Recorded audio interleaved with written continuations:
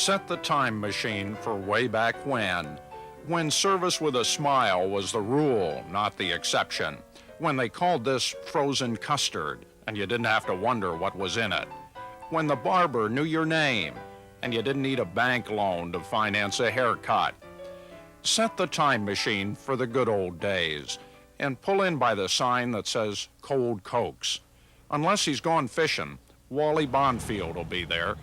Oh, you'll know Wally. Looks like he just stepped out of a Norman Rockwell painting. A painting of a service station circa 1930. It hasn't changed much since then, since he began pumping gas and fixing cars. Inside, it smells musty and old. It's filled with parts and tools and memories. One gets the impression that in almost 58 years, Wally Bonfield has never thrown anything away. This place is absolutely incredible. Do you know where everything is in here? Just every once in a while something gets away from me, but then I bounce into it about 2 months later and I wonder why I didn't look there in the first place.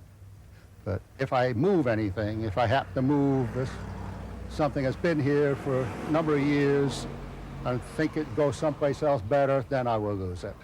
I don't find it again for a while.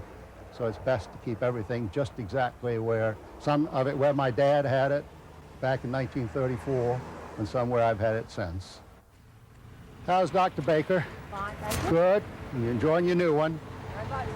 Well, it's a beauty. I like it. Wally's customers are more than that. They're his friends. Some of them have been coming by for 30 years or more. And sometimes he says goodbye with a wave and a casual, "I'll send you a bill." He will, too, one of these months. Whenever we get around to it. All my customers are that way, just either whenever they scream for it or whenever I get a free moment to put them together. Okay, thank you very much. Take care now. This has been Wally's life, almost all his life.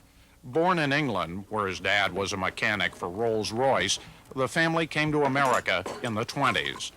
When his father died, Wally took over the garage on MacArthur Boulevard. Wally and his wife. She was a very, very dear girl.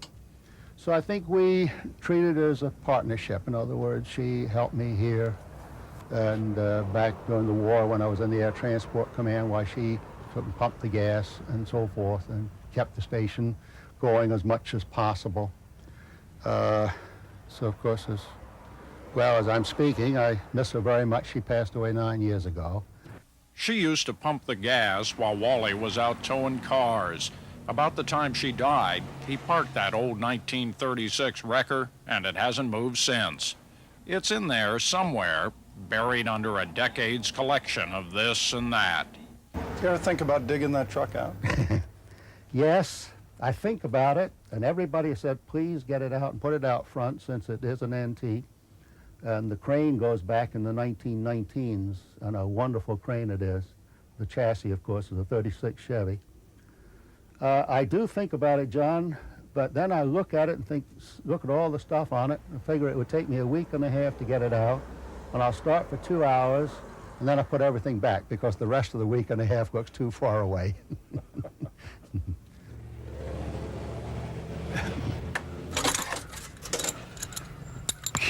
It's getting sticky again. We interrupt this nostalgic journey to tell you that visiting Bonfield's garage with a TV camera, well, it was a kick.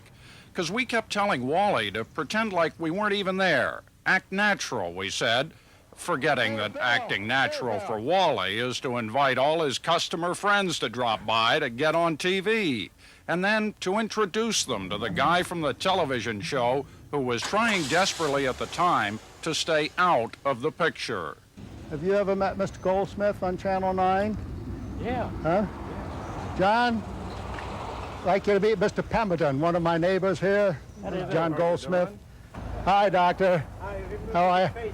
Do you know this man, Yeah. Mr. Goldsmith? Oh, yeah. Dr. Muir. Hi, Doctor. How are you? Mr. Muir, I'd like to meet John Goldsmith. John, this is Miss Arcadia Phillips. This is Mrs. Baker, Mr. Goldsmith. We said a lot of howdy-doos that day before we said so long to Wally. We had to return to the 1980s. Wally wasn't going anywhere. It's not broadening, I know, to say I don't care to travel, but really I have no place that I really, right here, I love. I love my apartment's right overhead, and to go up and sit at my window and look across at the reservoir. I have not seen anything that I like any better, and I guess I would just sooner spend the rest of my days here.